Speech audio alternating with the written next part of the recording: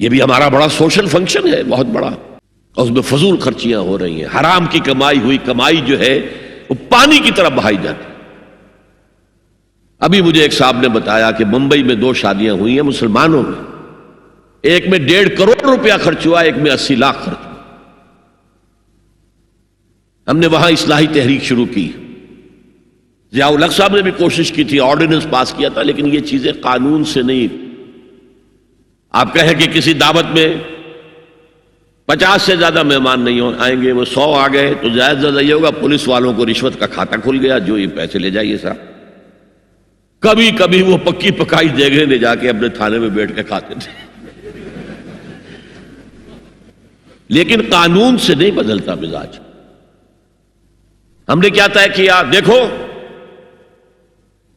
یہ ہے چٹان کی بنیاد۔ آپ کو بڑی اونچی بلڈنگ بنانی ہو تو دیکھنا پڑتا ہے چٹان نیچے بنیاد زمین کیسی ہے۔ تو بنیاد کیا ہے؟ آپ سادگی کرو سادگی کرو سادگی کرو، یہ واسطہ بے معنی ہے بالکل، اس لیے کہ غریب کی سادگی کچھ اور ہے، امیر کی سادگی کچھ اور ہے، سادگی کے ایک معنی تو نہیں ہے۔ لہذا کوئی جو ہے راک فاؤنڈیشن وہ تلاش کی جائے، وہ ہم نے کی تلاش۔ جو تقریب حضور سے صحابہ سے ثابت ہے ضرور کرو ضرور کرو ضرور کرو، عضوا علیہا بالنواجذ، اپنے دانتوں سے پکڑ لو اس کو۔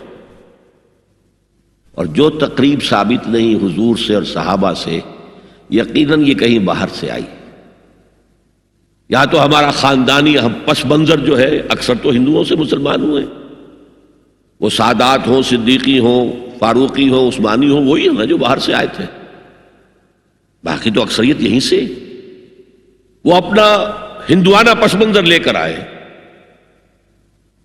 تو جس کا ثبوت صحابہ کے دور میں نہیں، وہ یقیناً باہر سے آئی ہوئی چیز ہے، اس میں پھر سادگی نہیں، اس میں کمی نہیں، جڑ سے کاٹو اس کو۔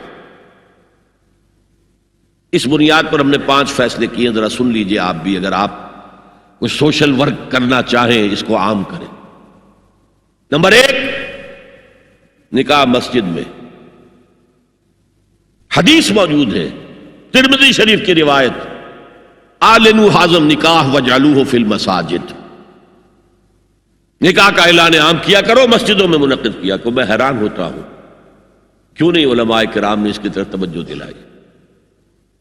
حدیث ہے، ہاں میں مانتا ہوں ان کا کہنا یہ ہے کہ یہ یہاں جو امر ہے کہ مسجد میں منعقد کرو، یہ امر وجوب کے لیے نہیں ہے، استحباب کے لیے، مستحب ہے یہ کہ مسجد میں۔ تو بھائی مستحب کیوں چھوڑ رہے ہو تم؟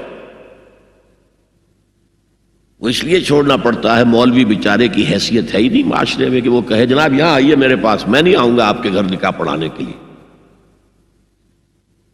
وہ اپنا رجسٹر بغل میں دبائے بیٹھا سوکھتا رہتا ہے۔ وہ تو آنی تھی بارات عصر کے وقت، مغرب بھی جا رہی ہے، آئی نہیں، وہ بیٹھا غریب۔ پہلے 20-30 روپے ملتے تھے، اب 200 300 400 ملتے ہیں، اور کیا ہے۔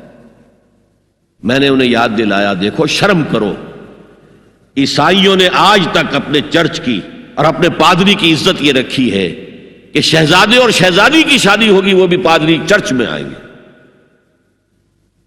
شہزادے کی شادی ہو رہی ہے تو جو ان کی پارلیمنٹ کے ساتھ ہے چرچ، وہاں شادی ہوگی، وہاں پردہ نہیں ہے، لڑکا لڑکی دونوں آمنے سامنے کھڑے ہو کر قول و قرار کریں گے۔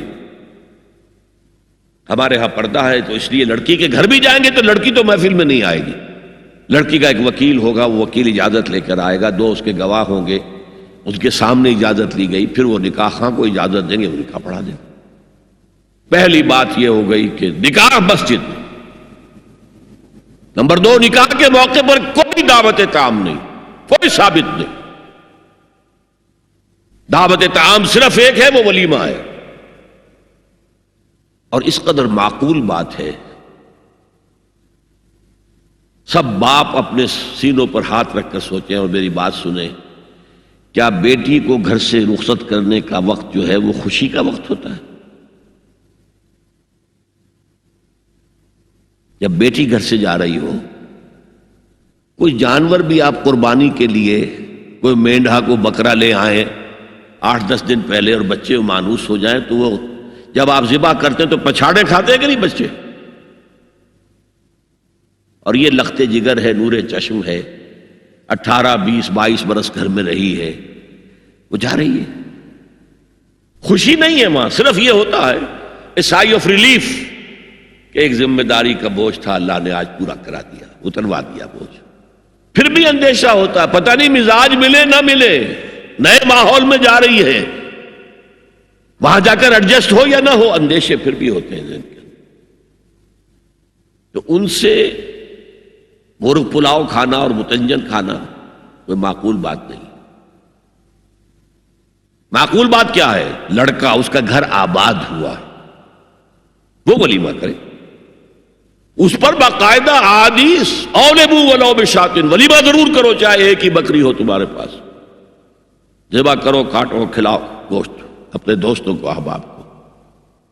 یہاں تک کہا کہ بے ست طعام الولیمہ، برا کھانا ہے ولیمے کا کہ اس میں غریبوں کو نہیں بلایا جاتا۔ ظاہر بات ہے، مسلی کھلانے کے لیے تو ولیمہ نہیں ہوتا، اپنے احباب کو، دوستوں کو بلایا جاتا۔ پھر بھی میں تم سے کہتا ہوں کہ جسے ولیمے کے لیے بلایا جائے وہ اگر نہیں جائے گا تو اللہ اور اس کے رسول کے حکم کی نافرمانی کرے۔ تو جس رسول نے اتنی تفصیل سے حکم دیا ہو ایک دعوت کا، وہ دوسری دعوت میں بھی خیر ہوتا میں بیان کرتا۔ جب نکاح مسجد میں اور کوئی دعوت طعام نہیں تو بارات کا تصور، خلاص۔ بارات کس بلا کا نام ہے؟ قرآن میں تو کوئی ذکر ہی نہیں، عربی میں یہ لفظ ہی نہیں۔ اجتماع طرفین مسجد میں ہوا، نکاح ہوا، لڑکی کو، حضرت فاطمہ کو رضی اللہ تعالی عنہا، کچھ خواتین جا کر چھوڑ آئی تھی اس حجرے میں جو ایک انصاری صحابی نے حضرت علی کو دیا تھا، ان کا تو کوئی گھر بھی نہیں تھا۔ کوئی حضرت علی آئے ہوں اور آ کر وداع کرا کے لے کے گئے ہوں، کچھ بھی نہیں۔ چوتھی چیز، جہیز کا کوئی تصور اسلام میں نہیں، خالص ہندوانہ رسم، خالص ہندوانہ رسم، خالص ہندوانہ رسم۔ ہندوؤں میں کیوں ہے؟ وہ اس لیے ہے، معقول بات ہے کہ لڑکی کا وراثت میں کوئی حصہ ہے ہی نہیں، وہ تو جب گھر سے نکل رہی ہے وہ دے دلا کے رخصت کر دو، دان دہیج، یہ خیرات ہے، لڑکی کا حق کوئی نہیں ہے گھر پر۔ اسلام میں تو لڑکی وارث ہے، والد فوت ہوں گے وراثت تقسیم ہوگی، والدہ فوت ہوگی کوئی ان کی ہے ملکیت وہ تقسیم ہوگی۔ شادی کے موقع پر کوئی جہیز اسلام میں نہیں، قطعاً نہیں۔ غلطی سے حضرت فاطمہ کے جہیز کو جہیز کہہ دیا گیا، وہ جہیز کیا تھا؟ ایک پیسہ بھی حضور کے اپنی جیب سے نہیں تھا۔ اس شادی میں خاص بات کیا تھی کہ دولہا کے ولی بھی حضور ہی ہے، اور کون ہے؟ علی کا کون تھا مدینے میں؟ اور دلہن کے والد بھی حضور ہے۔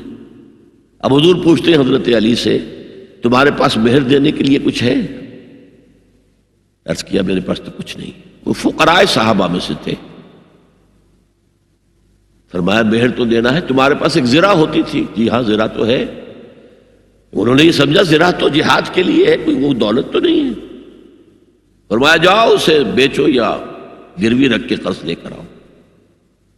وہ گئے، حضرت عثمان نے خرید لی، اور کچھ دنوں کے بعد واپس کر دی ہدیتاً، یہ زرہ میں ہدیہ آپ کو کر رہا ہوں۔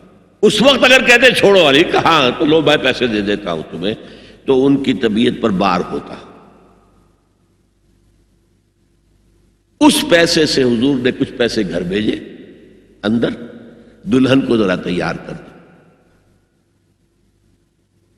اور کچھ پیسوں سے وہ ایک گدا جس میں کھجور کی کھال بھری ہوئی تھی، اور 2 تکیے جس میں کھجور کی کھال بھری ہوئی تھی، ایک مشکیزہ، کنویں سے پانی تو لانا ہی ہے نا، ایک چکی، جو ہو یا گیہوں ہو پیسنا تو ہے نا، کوئی 1-2 برتن اور، اللہ اللہ خیر صلی اللہ، یہ تھا جسے جہیز کہتے ہیں، جس میں ایک پیسہ بھی حضور کا شامل نہیں ہے۔ وہ حضرت فاطمہ کا مہر تھا جسے بنایا گیا، ورنہ مدینے ہی میں دوسری آپ کی صاحبزادی کا نکاح حضرت عثمان سے بھی ہوا، کہیں ذکر ہے جہیز کا؟ حضرت عثمان کا گھر بھرا ہوا، ہر چیزیں موجود، وہاں تو جہیز کا تذکرہ نہیں۔ بہرحال یہ شادی کو آسان کرو زنا کو مشکل بناؤ. یہاں شادی کے لیے 9 من تیل ہوگا تو رادھا ناچے گی، ورنہ یہ کہ بڑی ہو رہی ہے، عمر ہو رہی ہے، سب کچھ ہو رہا ہے، لیکن کچھ تقاضے تو ہے نا، آخر کچھ تو کرنا ہوتا ہے نا، آخر کچھ نہ کچھ لوگوں کو تو کھانا کھلانا ہی ہوتا ہے نا، بارات تو آخر آئے گی ہی نا، کچھ نہ کچھ تو دینا ہی ہوگا، کچھ جوڑے کپڑے، کچھ یہ. اسلام کا فلسفہ جو میں نے 4-5 باتیں آپ کو بتا، فلسفہ یہ ہے کہ لڑکی کے باپ پر 1 پیسے کا بوجھ نہیں. اس نے لڑکی پال پوس کے تمہارے حوالے کر دیا، اب اور کیا چاہتے ہو تم؟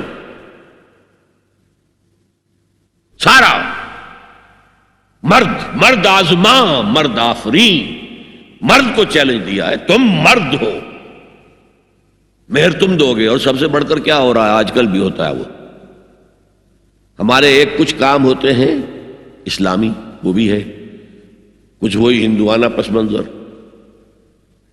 نکاح کی محفل میں چھوارے کون لے کے آتا ہے